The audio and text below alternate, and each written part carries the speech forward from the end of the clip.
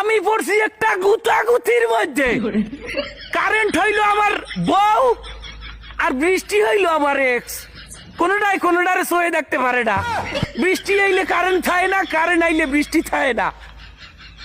মানে কি একটা গ্যারা হলের মধ্যে পড়ছি, সমস্যাটা কি এটা আমি নিজেই বুঝতে পারতাছি না।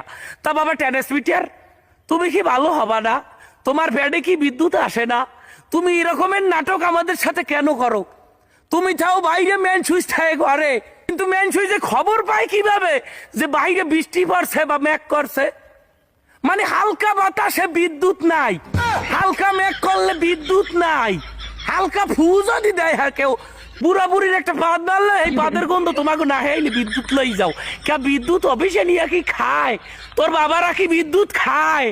বাচ্চা লুন নাই, কারেন্টের অভাবে ফোন চার্জ দিতে পারি না, প্রেমিকার সাথে কথা বলতে পারি না, কেউ আর বউ থাকলে বউয়ের সাথে 2 মিনিট বিছানায় শুইতে পারে না। একটা সার্কাস লাগাইছো মানব জাতি নিয়া। আজকে যদি মমতাজা পায়, মমতাজা পায় তো নাই যাচ্ছে, ওটার নাম খাওয়ান যাইবে না।